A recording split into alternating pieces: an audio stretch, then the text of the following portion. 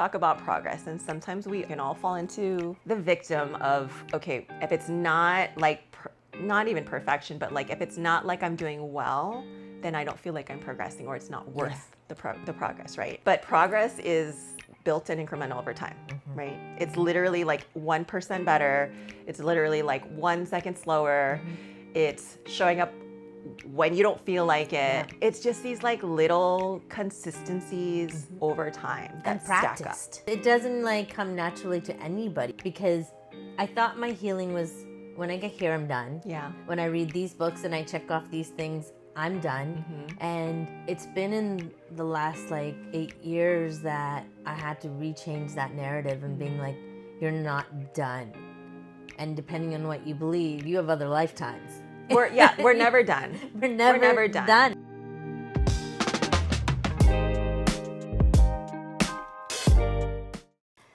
Welcome to Reignite with Reet. I am here with Joy Bitonio. I do this with every last name. You're like, are you sure? Yeah.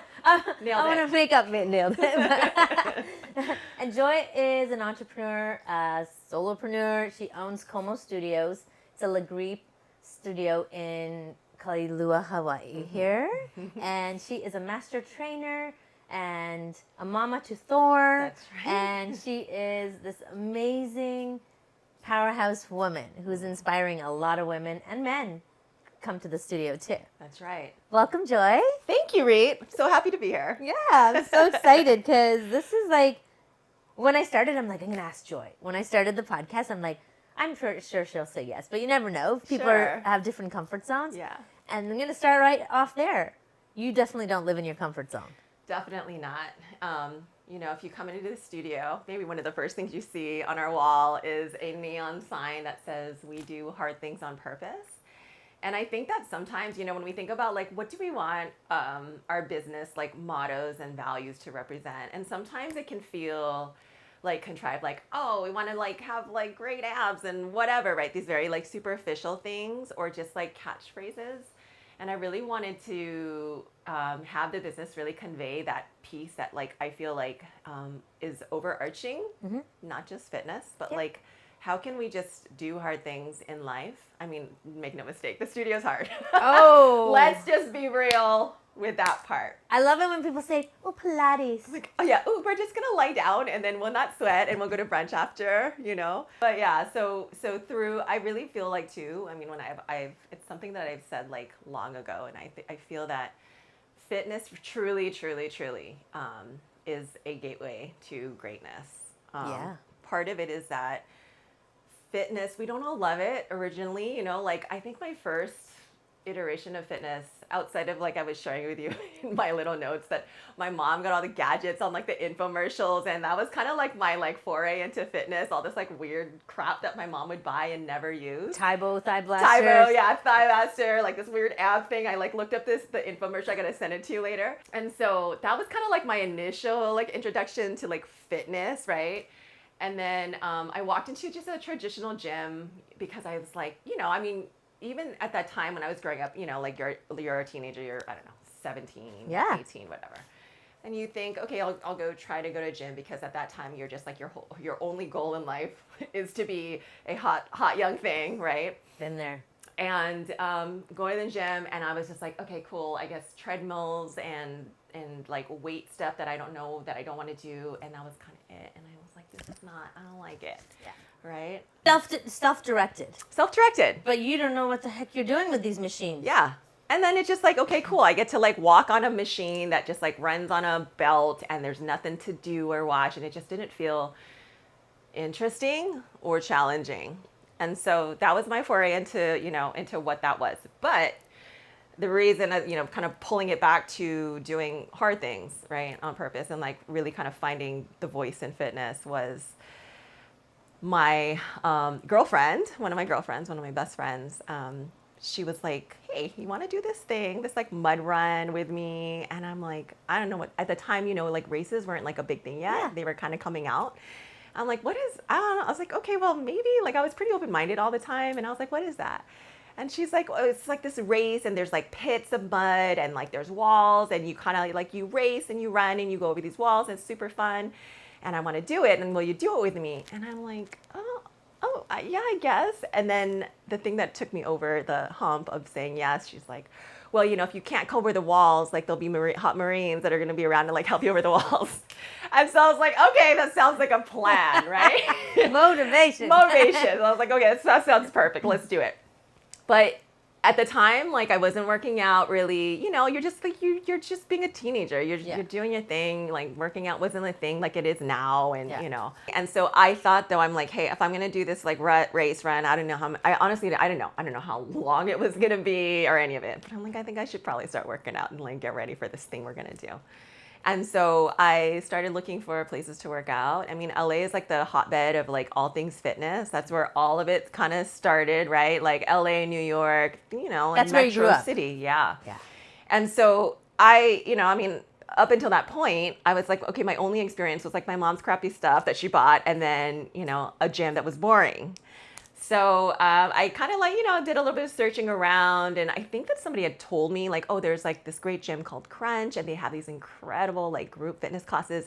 They've got a ton of different ones, even fun ones that are fun. Like they had this class like high heel, like it was like a legit class, but it was like you're like dancing around in high heels, and it was insane, right? It's like wild. Something for everybody. Something for everyone. Pole dancing when that came up, remember? Yeah. Pole dancing, the whole thing. So I was like, okay, I think I'll try that. This sounds like it'd be fun. So went there, toured around. It was such a scene. They had a DJ and like it's super fun. And so I'm like, okay, well, let me try this out. And I just like kind of like tried a bunch of their classes and then, really kind of fell in love with it. So I worked out there, got ready. I mean, I wasn't like training. That wasn't actual like training for a race, but that was my idea of like, okay, I'm going to learn, I'm going to like get fit, whatever that meant, right?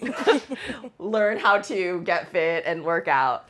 And so, so doing that, doing this race, and then, realizing that this race, which was the first time I ever did anything like that it was challenging and hard and like, not super girly, right? Oh yeah, you're muddy. Not girly at all. You're just like in mud. You're just like, it's not cute, right?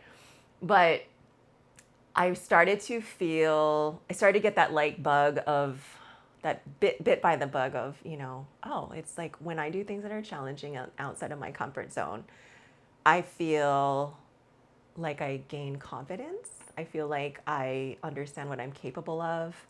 It became this thing of like, okay, well, what else can I do?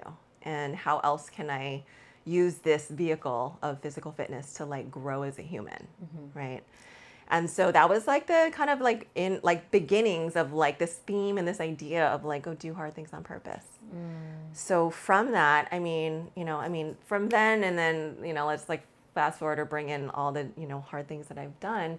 I mean, part of it is maybe I'm a little bit of like an adrenaline junkie of sorts. Yeah.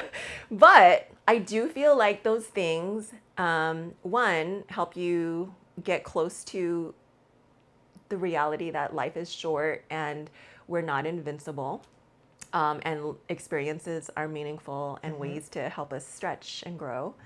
And the other is that, it's, you do something that feels like crazy and scary, but in a, I'm not insane, right? Like, I'm not going to like somebody who's like, hey, let's go jump off a waterfall. I'm like, what's your qualifications? Like, am I going to be safe here? Right.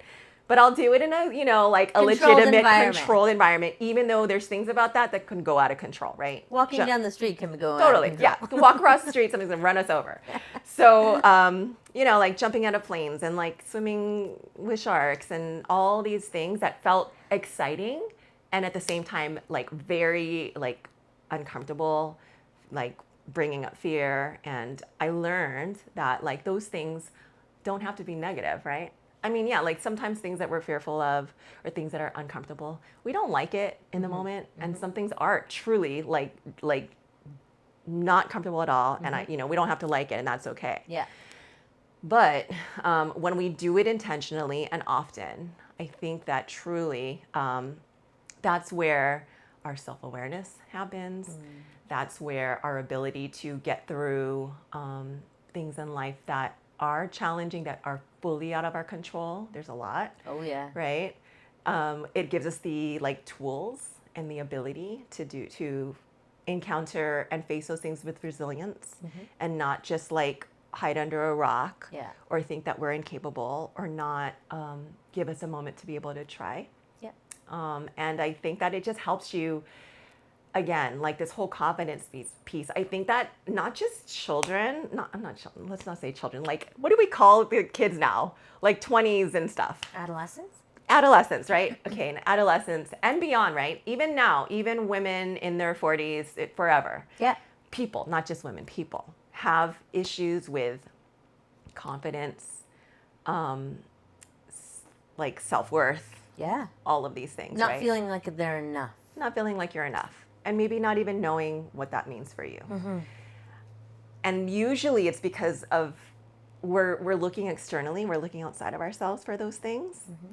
And rather than understanding and seeing the things inside of us that make us capable mm-hmm. and resilient and all these things. And so I feel that when you do hard things, it helps you to build up. It's the best way. It's like the life hack of all is that's what helps you be confident, have a lot of self-worth, mm-hmm. continue to evolve as a human. Mm-hmm. And hopefully all of that is also without you even like intentionally, and maybe intentionally sometimes, but just by virtue of your example and your actions helps to inspire and influence other people around you. For sure. To do the same, right? Oh, yeah. So your circle of friends yeah. determines like inspire you and are you inspiring them, right? Like right. I think that's a huge part of your business. Yeah. Right. The women you hire. Yeah. It matters. Matters. I think you learn from your not so positive, that's like the nicest way to say negative. You learn from your negative experiences for better or worse, right? And so a lot of the things that I learned of what I wanted the studio to be and represent and the culture and the people was all the things I saw in my experience teaching mm-hmm. for other places. Not to say that they were all crazy, but it can be the wild, wild west. Like ask any fitness trainer who've worked at a studio. Like it's like insane. There's cattiness between instructors. There's, managers or owners that are apeshit crazy. Yeah. And this is real talk. This is real talk, though. And then there's times where people can be very cliquey mm-hmm. and mean mm-hmm. and unwelcoming mm-hmm. on purpose. Yeah. And I didn't want any of that. Yeah. I wanted everything about the studio, and I mean, it's in the name, like ikamomo mai, right? Like welcome. Mm-hmm. I genuinely wanted anyone who was like interested and willing to like face their fear, whatever that is. Like it's an intimidating machine. Like it's like, what is this weird, crazy like torture device? And are these skinny little bitches going to be bitches? And yeah, right? And all the things. Yeah. So I wanted everyone who walked through that door to genuinely feel, once they kind of, got settled in, that despite the discomfort of this new thing and whatever things we bring with ourselves, that they felt genuinely welcomed mm-hmm. and that they felt supported and seen and all these things that are just, they sound simple. Like when I think about these things, I'm like, these are simple and everyone should have them, and they don't, It's no, like, they're not simple. Yeah. They are if you intentionally choose that, mm-hmm. you have to show up for yourself that way so you can show up for others that way. Right. But a lot of us have burned ourselves out and haven't lost our way and feel kind of angry and entitled and think we can just shit on anybody. Totally. Right? And this is real. And I'm not someone that hasn't been through that journey. Mm-hmm. We all have in different moments, but we knew what it felt like when it stung us. Yeah. And it's that mission you create in yourself to say, I don't want to feel that and I don't want to create that for anybody else. Right.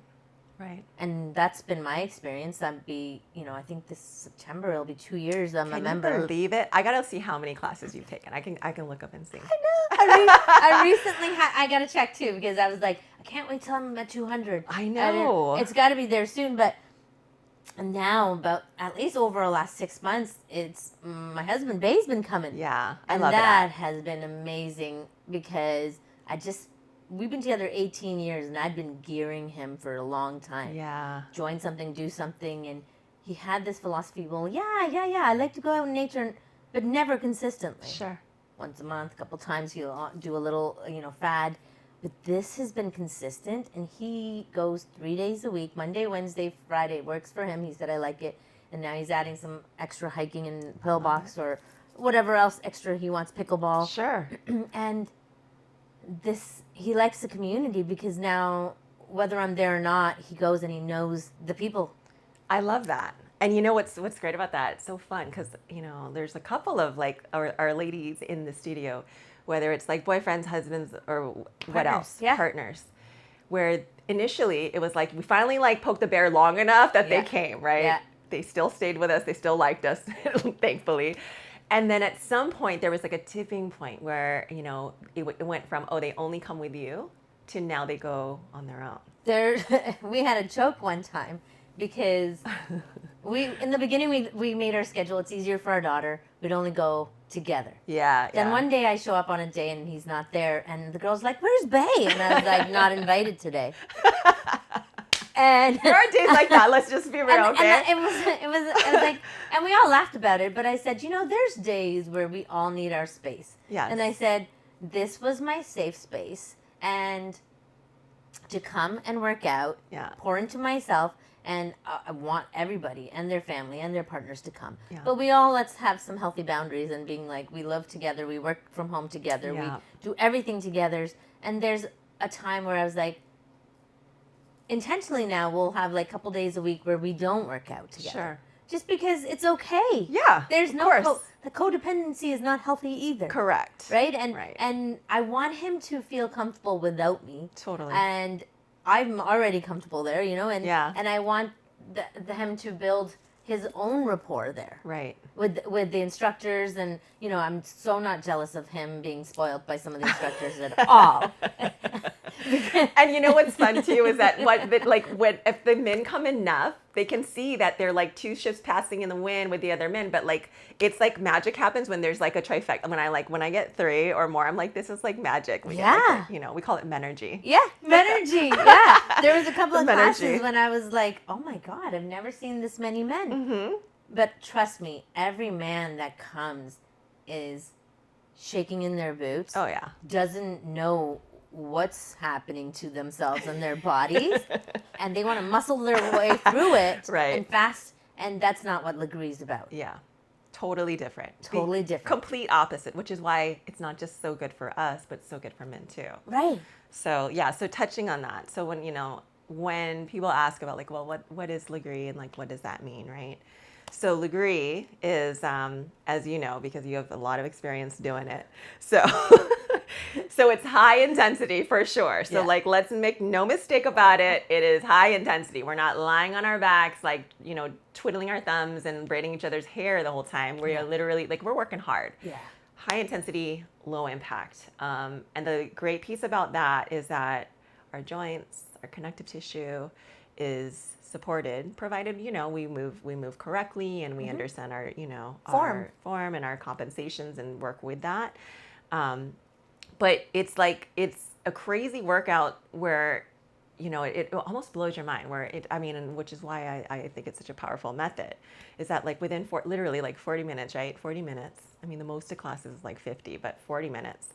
You get a total body workout that is a muscular, endurance, strength, and always core. No matter if we're banging your legs out for, half the class, your core has to work all the time. But I think the kicker, or the thing that was always so compelling about it, was that because it was so hard in a different way than we're all used to.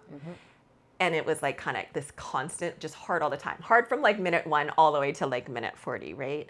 Especially if you really work to focus on nailing transitions, stay in the work, get past your speed bumps of, you want to stop. And the mental part of it, together with the physical part, is what makes it such a powerful workout, right? And which is why it's important that it's taught correctly. I mean, you can do any exercise on that machine individually in a silo, and it can be hard. But you got to know how to put that flow together to like hit all the marks of what makes it so great. And so the founder, his name is Sebastian Legre. He's like such a character. He's like, I've seen him on YouTube. oh yeah, so so he's a wild guy. He's a wild character, uncensored, the whole thing. And he's French. Yeah. He is he's a straight shooter. He'll tell it to you straight, and sometimes like more than you want to know. But so the things that he says is, and this is part of what we say when I train instructors, is that if it's done right, there should be an effective 3 S's, which is sweating, shaking, and that you are sore, right? Not necessarily right after, but sore 24 to 48 hours after, right? And this should be consistent and happen every time. And so that's like, the onus and obligation of the instructor and also the client, the student, right? Yeah. Like you don't achieve that unless you also, show up, first of all, right? Show up, adhere to going slow, adhere to transitioning quick, and all of these things. Yeah. And so such a mental game, but I love it. And I think that's why people that are like endurance athletes and maybe people who have done really hard physical things throughout their lives, that maybe they can't do it anymore because their knees like, nope, no more. Yeah. Right? This gives them that like outlet and that avenue to have that level of intensity and mental strength building and endurance and all these things, that they can get that and not like beat their body up any further. Oh yeah. Right? I seen a video recently of soccer players doing a Legree class. And soccer players are fit. Super fit. Endurance. Like, I'm just like, wow. Yeah. And they, like, half the class were shaking and couldn't believe how challenged they were. Yeah. Right? Because you come in and it's easy to be fit and have that mindset, well, like, I can crush out anything. And I do believe that we all can crush out anything. Yeah. But show up in that environment into a new workout with Legree, you're going to be challenged. Right. In a different way. In a different way. Yeah. And trust me, I don't want 1 minute over 40 minutes. I will say it now. 40 minutes is a perfect. It really is. Perfect. Like, it's Goldilocks time, it's Goldilocks. Right? Yeah. If you told me at 40 minutes, like I had 1 more minute left, the shakes turn into like shivers and like. Totally. Like, I mean, that's why. So like that, my one Makia class, right? 45 minutes. That 5 minutes makes a huge difference. Huge difference. Not gonna lie, that's one I haven't done yet. It's on my to-do list. Look at you. I saw you guys on waitlist. I was like, ooh, I hope they get in. But then I was like, okay, no, they didn't get in, but maybe one day. One soon. day. Yeah. We're gonna, hey, we do hard things on purpose. That's right. And step by step, and it's challenging that mind-body connection and challenging and showing up. And maybe it doesn't happen right away, but it's progressive overload. Like, you know what I mean? They teach you that progression, slowly, progress over perfection. Right. Progress. Just don't stop. Totally. And really, when I think about, speaking of progress, we talk about progress, and sometimes we can all fall into the victim of, okay, if it's not like, not even perfection, but like if it's not like I'm doing well, then I don't feel like I'm progressing, or it's not worth the progress, right? But progress is built and incremental over time, right? It's literally like 1% better. It's literally like 1 second slower. It's showing up when you don't feel like it, right? It's just these like little consistencies over time that And practiced. stack up. Practiced, yeah. Practice. It doesn't like come naturally to anybody. Right. You talk to any major athlete. And recently I was in France and I was at a panel. Dwayne Wade was there and he's like, I had to practice. Before he retired, he's like, it didn't just come. I would have to show up at my practices at 5 a.m. I did had to practice 6-7 hours a day when I wanted to or didn't want to. Right. Right? And now it's a different kind of practice showing up for himself. It never stops. Right. It's an ongoing game. It's an ongoing game. Yeah. We all think that it's like, oh, one day. I mean, I think that at some point, I don't even know how old I was. Just like, I was pretty naive for quite some time. Like, let's just be real. We think, oh, you get to a place and you get to a point and then you're like, I did it. I made it. Right. Whatever naive. That meant. Up until recently, it was like having my daughter was the awakening for me because I thought my healing was when I get here, I'm done. Yeah. When I read these books and I check off these things, I'm done. And it's been in the last like 8 years that I had to rechange that narrative and being like, you're not done. And depending on what you believe, you have other lifetimes. We're never done. We're never done. Our energy doesn't get destroyed. Right. And I believe that. me too. I believe it. Like, as much as we all love to be in this like physical realm, it can't be it. No, it just wasn't it can't. before us. Yeah. And I believe we're changing, we came in, we chose this life. Yeah. We're learning lessons and reliving patterns so we can transcend them and change Right. for ourselves, our ancestors, and for the future generations. 100%. And that happens by practicing and showing up and doing hard things. Right. And it's an incredible journey to be alive. 100%. It's Right? a miracle. Yeah. It really is. Yeah. And when we lose sight of that, that's when all the, that monkey brain and all the things happen, right? And it's also a miracle to use this body and to treat it with love and respect and coming from a place of vulnerability. Yes, I've had times where I was buying and drinking the Kool-Aid of like just what it has to look like. Right. And now at 45, I'm continuing to remember what I want to feel like in another 45 years. Correct. I have a young daughter and I have to be the example. Right. And it doesn't get easier. I get stronger and my resiliency capacity to bounce back Right. gets a little bit quicker if I maintain and practice. If, Totally. right? Right. It doesn't just happen. Right. It's a slippery slope. Like, Yeah. there's this phrase, I think it's probably Tony Robbins. He said, we're either growing or we're dying. Yep. Right. And that resonates so hard because it's like, and it doesn't even have to be like literal, right? But like literally every one of our skill sets or abilities or habits, whatever, right? Any of those things. It's either moving forward or it's slipping back. Yeah. And we have to continue to work at it. And that sounds tiresome, right? It does. It sounds tiresome. It's like, we got so much to do. It's so much things. It's like, it's a lot, right? Yeah. But when you think about the importance of that, like, I mean, if we think about like the history of like human life, like, and even, I mean, every life, things were hard in a very different hard way, right? Like we're like hardwired for being able to do hard things and persist with the original like primal goal of we need to be alive. We need to keep our species going, right? Yeah. And it was very different and very primal and a very different set of problems and like challenges. And the challenges that our ancestors before, sometimes it was just like, we just need to survive. It wasn't even like ambition and, and things like that. It's just like, we just need to be safe and fed and, secure.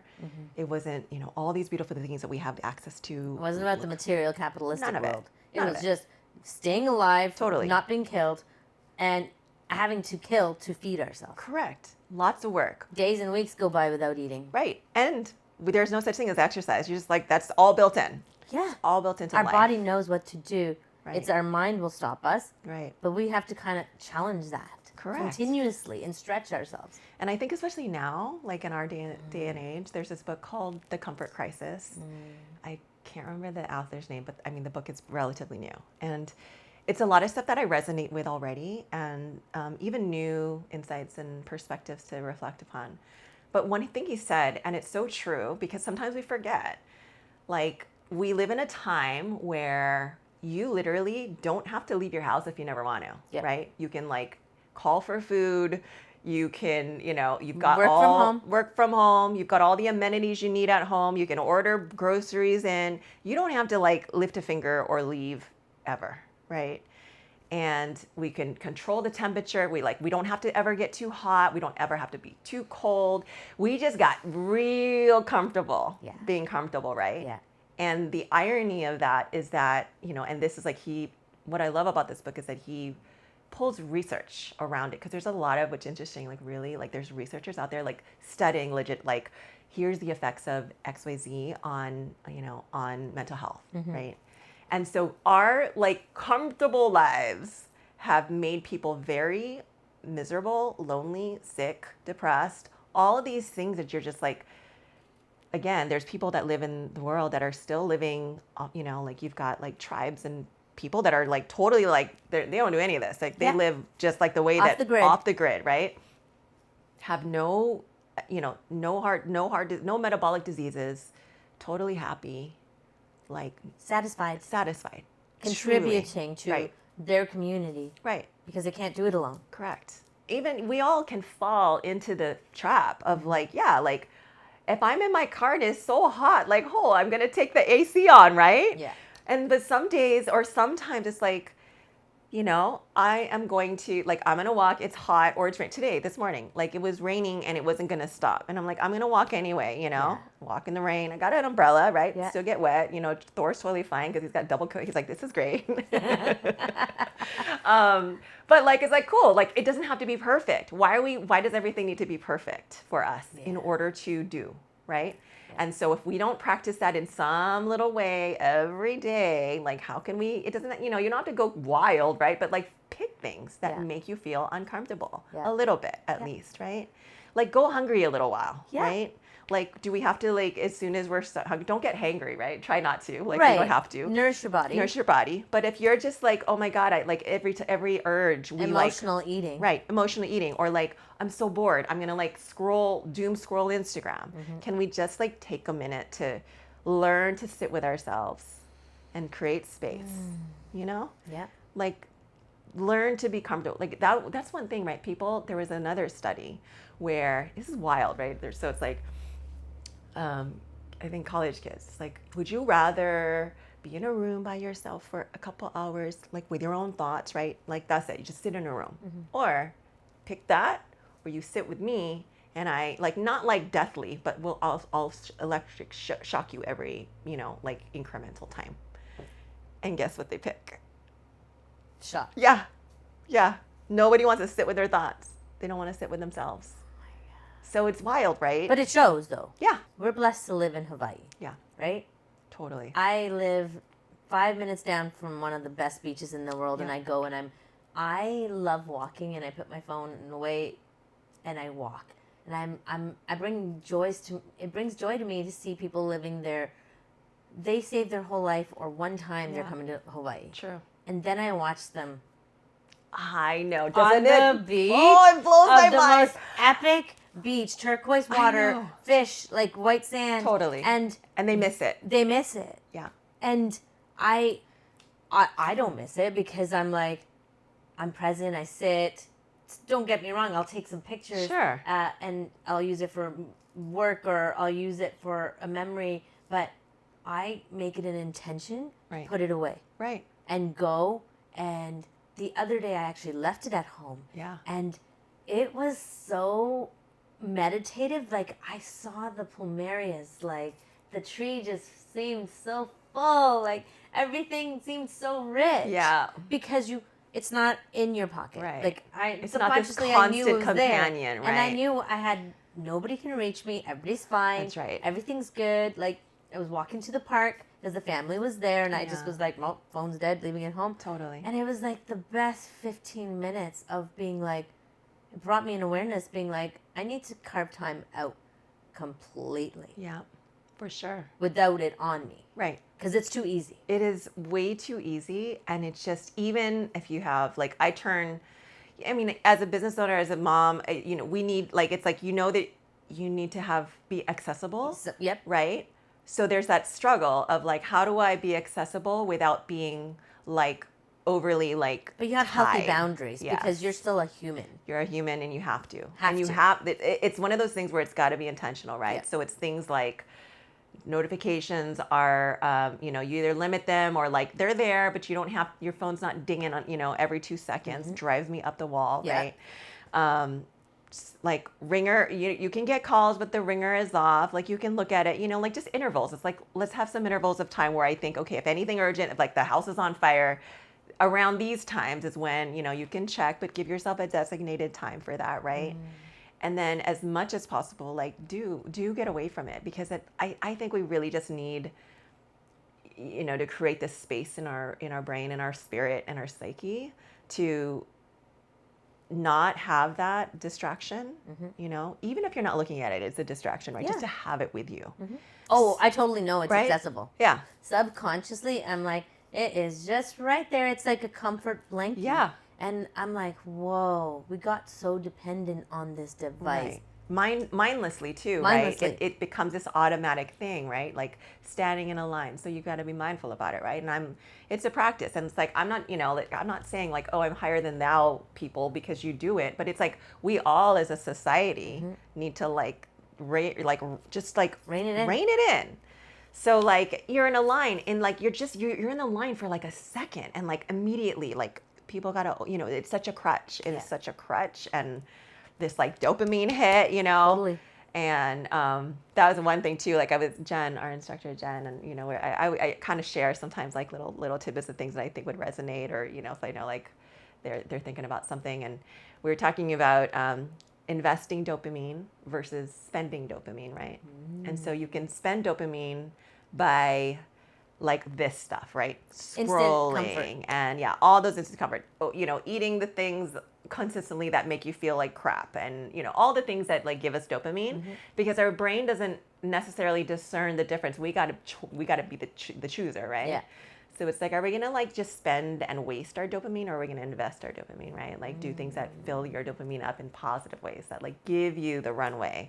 Love that. Right? Yeah. Ooh, that's like really resonated. And it's sometimes you just need that reframe of put it in a new packaging for me. And I love that. Are you investing your dopamine or are you spending it?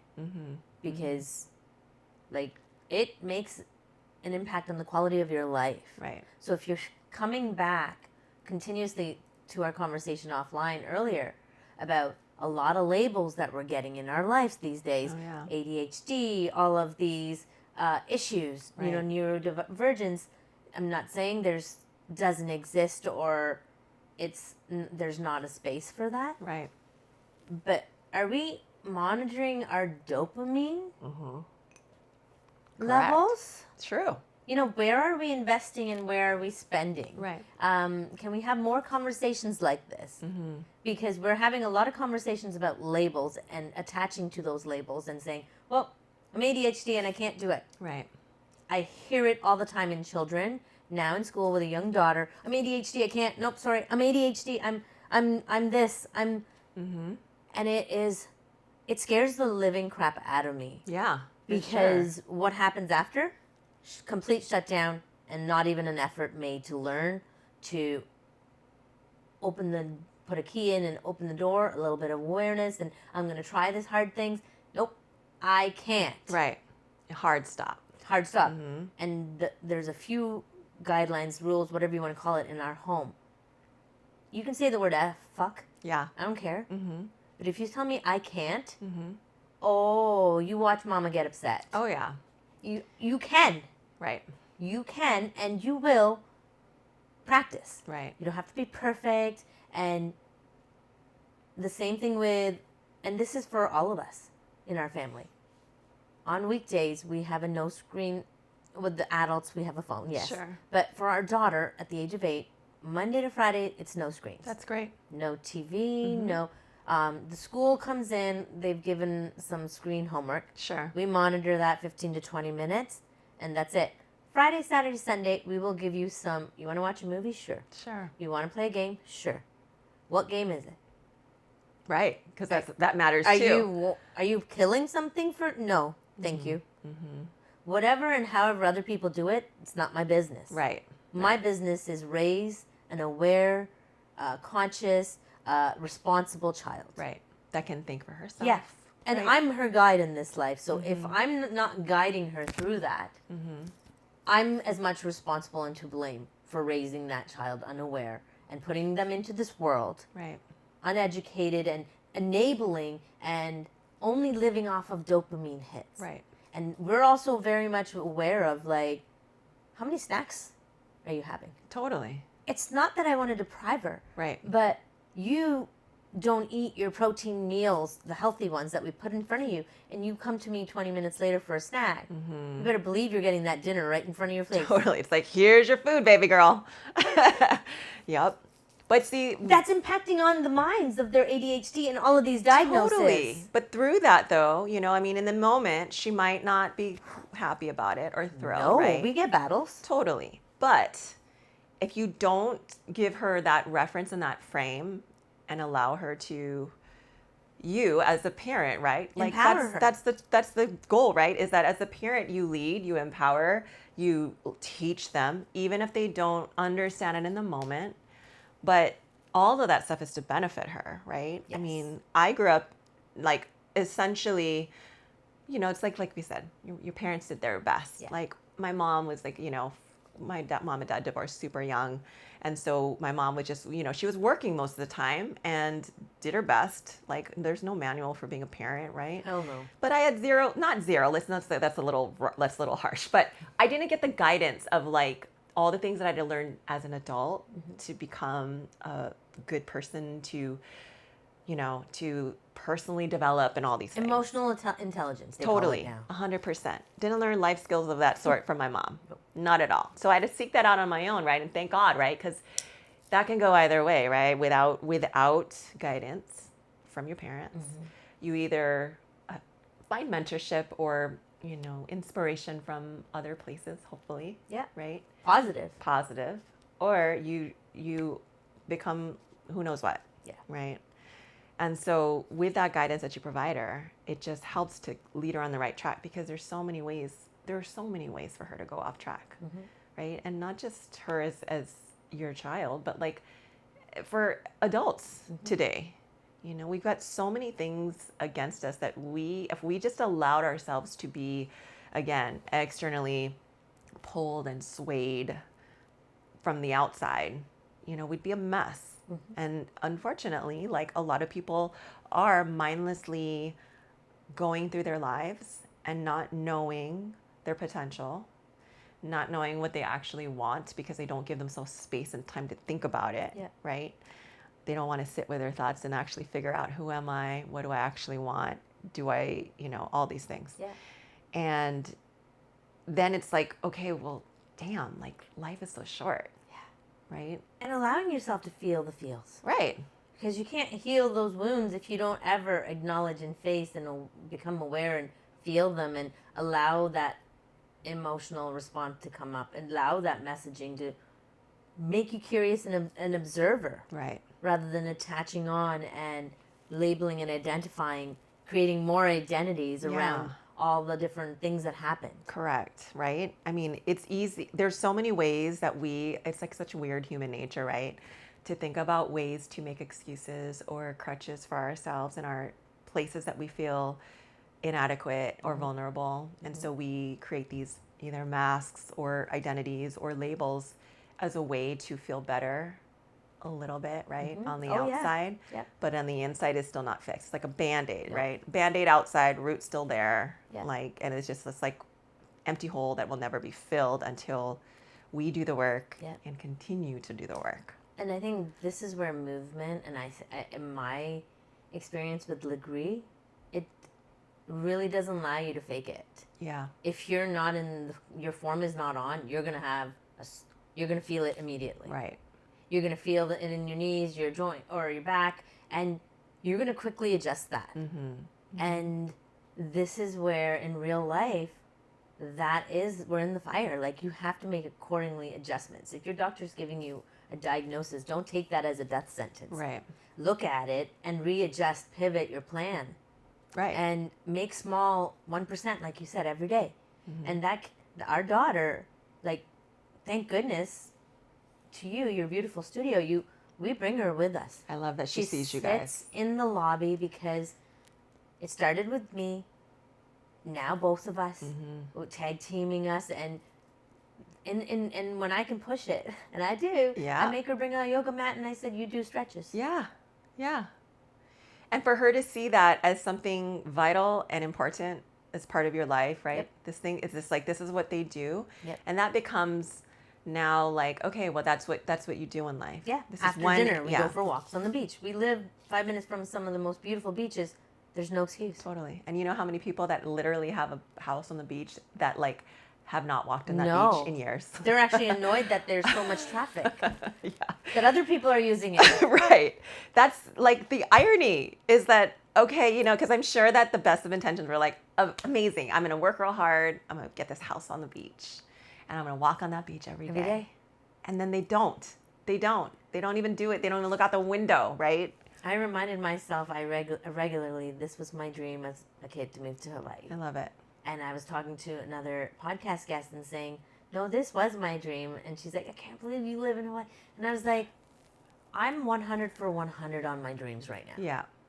I've made, like, on a major scale, I've made them all come true because I put an intention, I put it to paper, and then I got to work. Correct. Do you think it happened on its own? No. No, it took resilience, courage, facing myself, facing my fears, diving headfirst into the unknown. Mm-hmm. And the only thing, and it's a common conversation amongst a lot of my friends and I, it's like the uncertainty we feel. Yep. All the time right now. Right. With the climate of the world, uncertainty of our life, on womanhood, our changing bodies, the conversation around that, and it's not going to get easier. Never. Let's not sugarcoat that. No. It's not, life is not meant to get easier, and I preach that in my life to myself, to my daughter. We get more resilient, we get stronger, we become more intelligent and adapt. Correct. Right. Because you can't do anything about all this stuff on the outside. And you can't do anything about what everybody else is doing. That's right. So if you kind of continuously make you the victim of the game that we're playing in life, you're done. You're done. Game over. Game over. It's interesting, right? Because it's like all of these innovations that I feel like, any other decade, like Industrial Revolution, all these things, it went over a long course of time before it like fundamentally like disrupted how life was as we know it. And with technology, there's some blessings in technology, right, that make life interesting, helpful. Like, things that we could never have dreamt of, right, that are helpful and great and cool, right? Like, let's not lie, right? Mm-hmm. But in the grand scheme of how much it has and continues and will continue to fundamentally shift how we do life, it's going to be interesting, right? It's going to make things hard. As much as the goal, I think, is to make things easier, I feel like it's going to, in a weird way, make things even more challenging. We're going to have to purposely, intentionally choose hard things on purpose. Choose to get out of our comfort zone. To choose to open our minds to see other people's perspectives. Right. Because we're all not clones. Right. And we may actually have to deal with that at some point. Correct. Who knows where this world is going? Wild. I'm just like, this is like all those sci-fi movies coming true. Like watch Black Mirror and I'm like, oh my God, it's like happening like now. Yeah. It's so wild, and saying there's only room for one me in this world. And I'm like, imagine there's another. Somewhere on the other side of it. It's like, meet them, you're like, oh my God, this is wild. I want to kind of bring it back to Como. For a woman out there sitting in this kind of limbo, void of she wants to do it, she wants to be an entrepreneur. What's your guidance? Well, I would say that it should be scary and it should feel uncomfortable. But if there's something that you would like to do with your life that will impact other people and fulfill you, we all can choose. It's easier to be, let's just be real, it's super easy to be an employee. Oh my gosh. But is it fulfilling for you, right? Not anymore. Right. It's like, that actually scares me now. Yeah, I'm like, I don't know how to do that anymore, But there are such things as golden handcuffs, right? Yeah, and of course. There's all these things of oh, that's so comfortable. Because it is. Yeah. So comfortable. Yeah. But what I would say for anyone that is scared to make a leap of, betting, essentially you're betting on yourself, right? You don't have to know how you're going to do it, where you're going to get the money. These are all valid questions, right? Yeah. But you don't have to have it perfect to move forward and make progress. Yeah. And the only way you do it is to put it down on paper. You need to have a plan, sister, right? You got to have a plan. That plan may change. It might look like to you in your brain, it's going to go this way, but it's all all over the place, right? Every time. You got to be ready for that, right? You got to have, and I will say, because entrepreneurship isn't for everyone. You have to have the resiliency and fortitude to push forward when, not if, Yep. when things get challenging, when shit hits the fan, and that shit hits the fan can look many different ways, Yep. right? It can splatter the whole room or it can just be a little bit, right? Yeah. I don't even know, like, where did that analogy come from? We'll circle back. We'll circle back. But you need to be able to persist. And if you can't, that's the only reason why you fail, right? You can, maybe the thing doesn't work, right? Maybe the thing doesn't work, but the fact that you kept going, maybe that was just your stepping stone to the next thing or the thing you're actually supposed to do. But you learned so much from that journey, right? And you became a better and more capable entrepreneur than like the first step. Just had this conversation with Bay, my husband, last night. He said, I am just always keeping an eye on the job markets and stuff, curious, learning. And he's like, more and more companies are looking for starters, people that had startups. Yeah. Maybe they failed, but you learned so much that you bring to them. Right. They want to capitalize on your experience and your wisdom. Totally. Learned experience. And that type of person, right? It takes a type of person to be like, I'm going to go for it, right? That also means that, you got to, like how you were talking about earlier, like you got to learn. You don't have to do all the things forever, right? But you got to understand all the things so that when you plan out, like, what does your team look like? What does your support system look like? You know which things that you need to, like, delegate that's not your strong suit. We're not good at everything. Nope. Like, understand your superpowers. And, there's some stuff we got to do that we don't like to do no matter what. And that's just like par for the course. Yeah. Like, oh, well. You got to learn it to get to the next step. Yeah. You don't have to be master it, learn it, and then train somebody else. You're going to hire somebody. Right. Right? But you got to know what you're looking for, right? Yeah. And that's the main thing. I mean, with studios, for example, I'm just like, okay, if I'm going to open a studio, first and foremost, I got to know that I'm like a competent ass instructor, right? So that I can identify and train up what that looks like for others. If I didn't know that, like, I would be at a severe disadvantage. Like your secret sauce and your edge is your people and their capabilities. Oh yeah. Right? But not just that, right? It's not just your technical skill. Like I always, when I talk to the team, it's like, who are you as a human? Your people, right? Interpersonal skills. Yeah. Like, are you a good human? Are you continuing to grow and evolve as a person? Because all that matters, right? You can't teach that stuff. No. You can inspire people, right? But they have to have those characteristic traits. That drive and that intentionality behind that. I want to keep growing. Right. I want to show up in this class and serve and help intentionally and make sure people's forms I'm looking out for them. Right. And then when somebody walks in that's new, we've all been there, right? Somebody walks in that's new and it's like you can tell they're like deer in the headlights and they're like, putting them at ease, letting them feel supported. Yeah. Guiding them through it, like being like, it's okay. Like we were all there. Yeah. We all felt like we did. I remember being the first day and being like sweating, nervous. And I'd done Reformer, but Megaformer's different. Yeah. Right? It's pretty different. It's pretty different. And in the best way, because I'm almost 2 years in and I'm still challenged every workout. Yeah. And mind over matter both gets challenged. Yep. And there's days I modify and I show myself grace and said, you showed up when you didn't want to. You modify and listen to what your body's telling you. Right. Because done is better than none. Correct. Doesn't have to be perfect. It doesn't have to be. Agree is not something you compete with the person beside you. No. Hell no. Hell no. You can't. No. And be inspired by the people, the energy, and the effort around you. Yes. But you're not competing with the person next to you. You come with a different set of body and situations and whatever. Oh my God. It's, for me, Legree is as much that mind work as it is the physical work. Right. And that's where total wellness comes in. Yes. Right? Because sometimes I show up and I have an off day and I see, my body, a little dysmorphia comes into my mind and I'm just like, shh, please. Yeah. Shh. Right. I am doing the push-ups. Totally. My instructor just told me my form is Chris. Ooh, Chris. Yeah. And it feels not that I need validation, but I know I gave it my best. Right. And your best looks different every day. Yeah, exactly. From one class to the next, even, Oh my like it'll be like, gosh. ooh. And even people that are like historically super strong and capable all the time, like we all have off days. You didn't get good sleep, whatever happens, Or like, injuries, or something's flaring up, and you Yeah. just got to modify and adjust and say, hey, I'm not going to quit.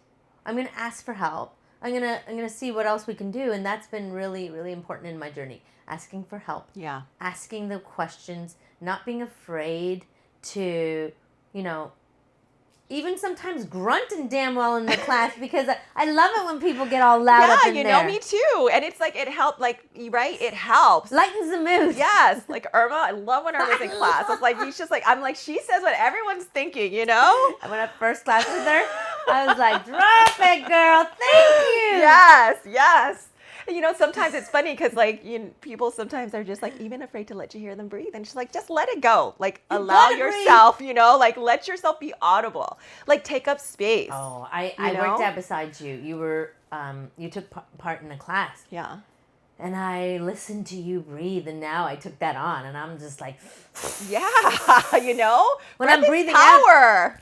It gives me power. Yeah. It gives me the not momentum, but like the strength to get through the next move. Right. That 5 more second that I think I can't, then I'm just like, I blow it out with hard force. Yeah. And I don't spit on the machine. That's why we wipe it up. That's why we wipe it down. Yeah. It helps. And it does. It comes back to surround yourself with women that inspire you. Right. And women that are gonna, show up. Right. And in whatever way that in your season of life. Yes. But in wellness and fitness and in helping, it's important to trust yourself and put yourself, it's going to be uncomfortable. Yeah, of course it is. But listen, it's going to be worth it. Yeah, and I will say that, like, one of the coolest things, well, okay, there's 2 things. So going back to advice for prospective entrepreneurs is that if you build a business that allows you to surround yourself with people that don't do that, best thing ever. Yeah. Right? You attract your tribe, you attract the right people, you lift each other up. Yeah. What's the expression? Something a rising tide lifts all boats, right? I mean, what a dream for me to, like, have a business that impacts people positively, that allows me to build a team that feels the same way, right? It's not about us, it's about you guys, right? And that has taken on its own life, you know? Oh my gosh, your team. One, the community that I've gotten coming on a new island, not knowing anybody, I went to Como. Yeah. And my first little group of friends, like, started to come from there. Yeah. And now, like, your staff, like, the amount of, like, launch party people showing up and saying, I need this. People showing up for you. When you start getting on this train of movement is medicine and taking care of yourself and wellness and fitness journey, it becomes a lifestyle. Mm-hmm. A lifestyle of just being a good human. And how can you be a good human? When you are good to yourself. Right. And you spread that joy to others. Mm-hmm. Right? And there's some days I show up and I'm just like, oh, I didn't sleep well or struggled. But somebody at the front door welcomes me. Hey, Reet! Yep.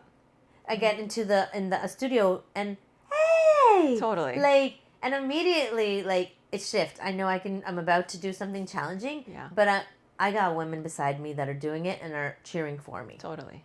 There was one day that I'm sharing this because this reflects the quality of people that are in the studio.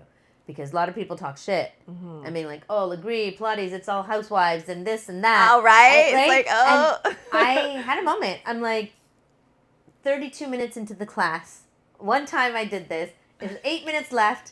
My mind just got the better of me. I got up and I walked out. My husband's in the class where everybody's going. I'm just like, I just finally stopped I was just like, I'm not fighting with you. I'm done. Uh-huh. Shut it down. And it's like a good 45, 50-minute walk. Yeah. I walked my ass home, and 3 women, 2 of them from the studio, that class, drove by and say, do you want to drive home? Are you okay? Oh, So And partly I was like, I need to talk to myself right now, so it's not good for me. I just need to walk. yeah. It's okay. Yes, it is okay. It's okay to do that. And I'm proud of the work that I did. And then I had to shut that voice down. And I knew myself, I needed talking to. Yeah. I needed to talk to myself. Talk myself off that ledge. And it's taking responsibility. It's not my partner's job. It's not like, as much as everybody can hold space for you, there comes a time you have to take responsibility for yourself. That's right. And your inner voice. That's right. Your inner locus of control, right? My inner locus. That's right. Right. Because we are humans and we need others. Yeah. But we need ourselves first, right? You're watching you when nobody else is watching you. Yeah. Right? And if we can't ever depend and rely on ourselves in moments where we don't have the support for whatever reason, right? Like they're busy doing their own shit or whatever, right? We need to be able to like have ourselves too. And that day my inner critic was just she was just being nasty and she needed to walk. Clearly she was giving me a message and I needed to walk home and talk to her and give her some attention. Yep. Because no matter what move, it didn't modify. Look at you, you're not doing it right. And it was coming from a place of judgment. Yeah. It was coming like, and I just walked to her and listen, girl, I love you, but you don't run this show. You're part of this show to make me grow, and thank you. Yeah. And do some self-reflection. Right. And that's what we're here as women, to hold space, to encourage each other. And then there comes a time you have to take that reign and walk that path for part of it yourself. Right. Home. Right. And it's a constant practice. It's a constant practice. Yeah. That's the one thing I will say too, is that, we as instructors, and even just as a community, you never know like what somebody's going through. We don't, and everyone's got different reasons as to why they're walking through those doors, especially the first time, right? It's either going to be something, and it's okay. It's okay if you want to come in because you're like, I want to look banging in my bikini. That's fine, right? That's fine. Or it's like, I just went through a nasty divorce and I need to find an outlet and people, right? Or it's, I have a loved one who's got a diagnosis and I don't know what the fuck to do with myself and I just need to not think about that. There's so many things, right? Positive, negative, and neutral. Yeah. Why people come in. I'm working now beside women that are having literally health issues. Yeah. Life or death. They're strengthening their body so they can prep themselves for life-altering surgeries, hip replacements. I have women that are in their teens to women in their 60s, 70s. Right. And this is for everybody. For everyone. And that's what's so beautiful about it and inspiring about it. I think it's important generationally for people to come together, right? Because you get different perspectives. It grows you as a person. And I think in other countries, like it's more normal for like, everyone from like the young geeky to like the grandma and everything in between to like hang out, right? You get so much different. We've all lived different lives, right? Yeah. Like that's why I love talking to my grandma. Like she's 91. Like the amount of life and different life she's lived, and it's like so enlightening and inspiring. And I learned so much from that, right? But like, I mean, being at the studio, and I love to see that we're not just, again, it's like, oh, we're not just like a bunch of the girlies and it's only 20-year-olds and, and that's it, right? Yeah. Because then, your 40-year-old woman or your guy, walking in would be like, oh, this is not for me. No. It's like, I don't fit in here. No. I don't belong here, right? No. It's like it's like a mixed bag of people. It definitely attracts a certain kind of person. Like you got to be a little bit of a, crazy person to like, step on that machine. Completely. Right? Just a little bit. Yeah. The kind of crazy we like. Yeah. But I love that I love that it's this just broad swath of different people. And I love that you bring community and you're continuously getting involved in community, supporting other businesses, co-creating, collaborating, and throughout the year, you throw on multiple different events, educational seminars, supporting another woman, launching an entrepreneurial. How can you co-create? Whether it's a tire or supplement or another contrast therapy. Yeah. You're partnering with other people and highlighting things to improve other people's lives. Right. Because there's a broad spectrum, right? Like fitness is one piece of the pie. And also it's like I love nothing makes me happier than like supporting other local business. My gosh. Like it's Me just I too. love it. I Me love too. it. And it's like there's so many things about wellness that like we can't deliver it all, right? Yeah. So it's like let's look for people that are rad and that like we align with, that are good at it, that we can introduce to our community, and we feel good about that, right? So that all those things together like fill their pie of wellness, or discover things that can help them get further down 1% better in that path. And I know Yeah. you even go as far as like you've gone to schools. Yeah. You've had little seminars, workshops, or just educational, Yeah. and in schools, high schools. Yeah. And I think that's where we really start changing it. Right. Right. We got to start at that level. Having a daughter, I'm constantly reminding myself, it has to start with me, trickle down, Yep. and the habits I teach her now. Right. Right. And then she'll be a good little influence on her little friends. Yeah. Vice Yeah. versa. It's teaching a responsibility. Right. Right. Oh, Joy, I love this conversation. We can talk for hours. It's just Hours, natural. days, yeah. Days, and I get so, I'm so selfishly excited that I got to have this time with you. Me too. By I myself, really enjoyed it. one-on-one. Yeah. If I can kind of close this, and if you can give another woman sitting on the cusp of a fitness journey, let's say, wellness journey, struggling after a disease, feeling not loving her body or her life, something that's worked for you. Yeah. I'll keep it pretty broad and simple with that one. Love it. Right? Without our health, we're totally broke. We have nothing, right? And we often put ourselves last. I don't have the experience of being a mother, but I know that a lot of our moms will always put themselves last. Yeah. And there's nurturing to a fault, right? Because if we're empty, how do we fill anybody else up, right? How do we become an asset if we're depleted, if we don't invest in ourselves, if we don't be well and optimize to the best of our ability? Yeah.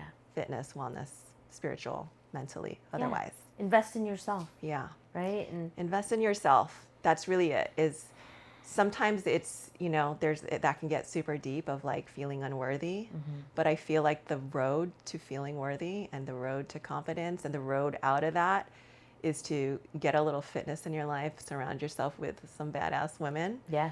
and you'll change course. Oh my God. You'll change And course. do understand that hard part is normal. Oh my God. It's necessary. It's necessary. Yeah. That if you don't start today, 6 months, you're going to keep regretting it. Right. Time And flies. Time flies. It's already July, sister. Oh my God, halfway through 2025. I know. I'm like, why? How? It's crazy. Wow. 7 months into the year. Oh my gosh, thank you so much for coming on Thank you. Reignite with Reet. It's been so great. And where do we find you? I know you own Como. Yep. So It's local to Oahu. local to Oahu. You can find us online at comohawaii.com. That's KOMO. And then we're also on socials at Como Hawaii. You can find me personally at Aloha Spreader. She also is a master trainer, but she several times a year she also teacher trains. Yes, and we're actually doing one this weekend. My goal is to actually sign up for one. Yeah, girl. Putting it out loud, so I hope Putting it out. Listen up. Yeah, last couple of times it's been there almost, and I know it's season's coming. Season's coming. Season's coming. Just gotta wait. Timing is everything. It is, right? And believe it's in that. okay not to have to take on all of it at once, but write it down, Right. and you will make it happen step by step. Yeah. Have clarity. I think that's a big thing, Yeah. right? Like having clarity about, because it can change too, clarity about who we are and what we want. If we don't do that like year after year, I mean, look, it's already 7 months into the year. Then it's like your life passes by and you didn't even know like what you wanted and how to get there. Yeah. Right? Yeah. So clarity. And continuously challenging yourself and being curious. Always. What will I do with this? Being an Legree instructor, well, I know it's another form of coaching. Right. I love interacting with women. Yeah. It doesn't always all have to make sense, but if there's a ping, become curious and investigate. Right. Because there's threads of, commonality between the things that we want to get involved with. Yeah. That support each other. Yeah. We got to have you at the studio, and you can do Maybe you can lead the fight club. Oh, Yeah. would love to. Well, Yeah. I would love to. That would be awesome. That was Quarterly or something, no Yeah. precious, but like when, I think that would integrate well. Yeah. And support you. Yeah. Yeah. Thank you so Yeah. much. Yeah. I love you, girl. I love you. Mm.